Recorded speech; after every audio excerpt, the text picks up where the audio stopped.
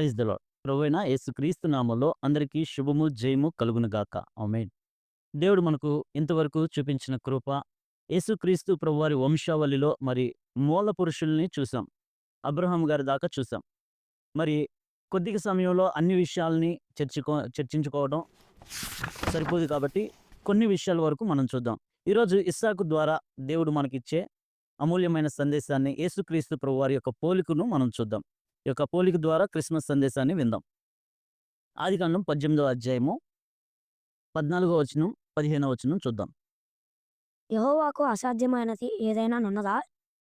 మీదిటికి ఈ కాలమున నిర్ణయ కాలమందు నీ యొద్దకు తిరిగి వచ్చెదను. అప్పుడు సారాకు కుమారుడు కలుగుననెను. సారా భయపడి నేను నవ్వలేదని చెప్పగా ఆయన నీవు నవ్వితివి అనెను. Praise the lord. అయితే దేవుడు వాగ్దానం చేసినప్పుడు శారా తల్లి నవ్వింది.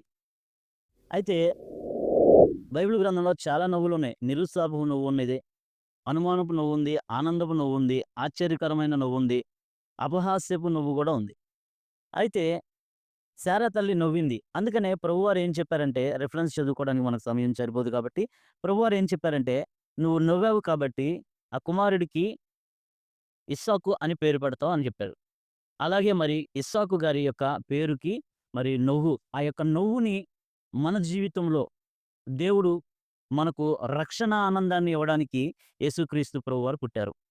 అయితే యేసుక్రీస్తు ప్రభువారికి, ఇస్సాకు గారికి మరి మనం కొన్ని పోలికలు చూస్తే, అబ్రహాముకి ఒక్కడైన ఒక కుమారుడు. మరి అలాగే యేసుక్రీస్తు ప్రభువారు కూడా యోహాను సువార్త 3వ అధ్యాయం 16వ వచనం చూస్తే అద్వితీయ కుమారుడు. మరి ఇస్సాకుని అబ్రహాం గారు ఎంతో ప్రేమించారు. అలాగే యేసుక్రీస్తు ప్రభువారిని కూడా ఎంతో ప్రేమించారు దేవుడు. ఈయన నా ప్రియ కుమారుడు అని చెప్పారు. మత్తయి సువార్త 3వ అధ్యాయం 17వ వచనం చూస్తే. మరి అబ్రహాముని బలిగా ఇమ్మని చెప్పాడు. తన కొడుకుని అబ్రహాం గారికి చెప్పారు. తన కొడుకుని బలిగా ఇమ్మని చెప్పాడు. మరి కొడుకుని బలిగా ఇవ్వడం ఎంత బాధాకరమైన విషయమో అది పరమ తండ్రికి తెలుసు కాబట్టి బలించేటప్పుడు అబ్రహాముని ఆగిపోమని చెప్పాడు. అయితే మరి ఇస్సాకుకి బదులుగా ఒక గొర్రెపిల్లను దేవుడు ఏర్పాటు చేశాడు. మరి యేసుక్రీస్తు ప్రభువారికి బదులుగా ఎవరిని ఏర్పాటు చేయల. ఎందుకు అంటే ఆయనే బలిగా అవ్వాలి. పరిశుద్ధ రక్తం చిందించాలి. నీ కొరకు, నా కొరకు, మన పాపముల కొరకు మనకు రక్షణ ఆనందం కావాలంటే ఈ భూమి మీద ప్రతి మానవుడు పాపియే, జన్మతః పాపి. నరుడి మనసు బాల్యం నుండి చెడ్డది. అయితే ప్రతి నరుడు పాపే. జన్మ పాపం ఉంది కాబట్టి, కర్మపాపం ఉంది కాబట్టి ఆ పాపముల నుంచి విడుదల పొందాలి అంటే పరిశుద్ధ రక్తం చిందించాలి. పాపానికి వెల చెల్లించాలి అంటే పరిశుద్ధ రక్తం చిందించాలి. కాబట్టి దేవుడు వాగ్దాన రూపాన దేవుడు వచ్చాడు. మరి ఇస్సాకు గారికి కూడా వాగ్దానం చేశాడు దేవుడు. 25 సంవత్సరాలు పట్టింది. 75 సంవత్సరాల్లో వయసులో అబ్రాహాముకు వాగ్దానం చేసినప్పుడు 100 సంవత్సరాలకి ఇస్సాకు గారు జన్మించారు. మరి అలాగే యేసుక్రీస్తు ప్రభువారు కూడా యెషయా గ్రంథంలో ప్రకటించబడింది. మరి అలా చూసుకుంటే ఆదికాండంలోనే కూడా ప్రకటించబడింది. స్త్రీ సంతానము నీ సంతానముకు వైరం కలగజేస్తానని చెప్పి దేవుడు వాగ్దానం చేశారు. అలాగే మరి చాలా కాలం కూడా ప్రభువారు యొక్క రాకడ అంటే మొదటి రాకడ ఆయన జన్మించడానికి చాలా ఆలస్యం జరిగింది. కానీ ఇస్సాకు యొక్క జన్మ అద్భుతము, అమూల్యమైనదైతే యేసుక్రీస్తు ప్రభువారి యొక్క జన్మ ఈ ప్రపంచంలో కూడా ఎవ్వరికీ లేని పరిశుద్ధాత్మ ద్వారా కన్యక గర్భమందు జన్మించారు. మరి అలాగే శారా తల్లి గర్భము ఎంతో మృతతుల్యమైపోయింది. ఆ మృతతుల్యమైన దాంట్లో అప్పుడు శారా తల్లి నవ్వినప్పుడు యెహోవాకు అసాధ్యమైనది ఏదైనా కలదా అని దేవుడు అన్నారు. అలాగే మరి దేవునికి అసాధ్యమైనది ఏది లేదు కాబట్టి పరిశుద్ధాత్మ ద్వారా కన్యక గర్భమందున దేవుడు జన్మించాడు. ఆ యొక్క కన్యక గర్భమందున అసాధారణమైన జన్మం ఇది.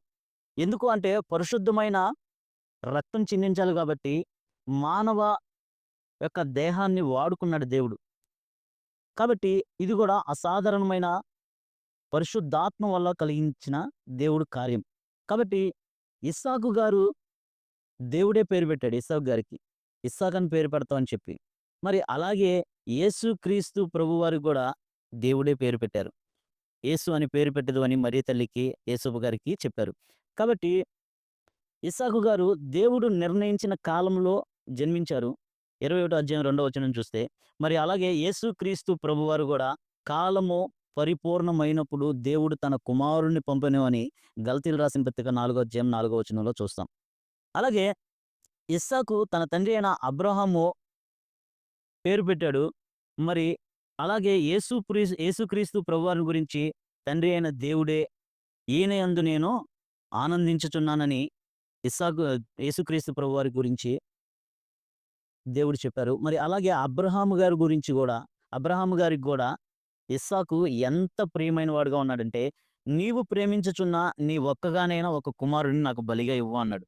అంటే తండ్రి అబ్రహాము ప్రేమించినట్టే తండ్రి గూడా ఎంతో ప్రేమించాడు. ఆ ప్రేమను గూడా దేవుడు త్యాగం చేశాడు. ఎందుకంటే నీ కొరకు, నా కొరకు త్యాగం చేసి దేవుడు తన సొంత కుమారుడిని సిలువలో బలించేటప్పుడు ఆయన నలగగొట్టబడటం ఆయనకి ఎంతో ఇష్టంగా ఉందంట. ఎందుకు అంటే ఆయన నలగగొట్టడం ద్వారా మనము ఆయన బిడ్డలుగా, మనము ఆయనకు వారసులుగా అవుతాం కాబట్టి ఆయన తన సొంత కుమారుడు నలగొట్టబడటం ఇష్టంగా ఉంది. ఎందుకు ఇష్టం ఉందంటే ఇస్సాకులో ఉన్న ఆనందము, యేసుక్రీస్తు యొక్క రక్షణ ఆనందాన్ని మనకివ్వడానికి ఆయన శరీరధారిగా మనకొచ్చాడు. ఎవరైతే యేసుక్రీస్తు ప్రభువారిని తమ హృదయంలో విశ్వసించి నోటితో ఒప్పుకుంటారో వారి జీవితంలో దేవుడు నూతన ఆనందాన్ని అంటే క్రిస్మస్ ఆనందాన్ని నింపుతారు. ఇట్టి కృప దేవుడు మనకు, మన కుటుంబములకు అందరికీ దేవుడు దయచేయును గాక. ఆమేన్. Praise the Lord. ప్రభువైన యేసుక్రీస్తు నామములో అందరికీ శుభము, జయము కలుగును గాక. ఆమేన్.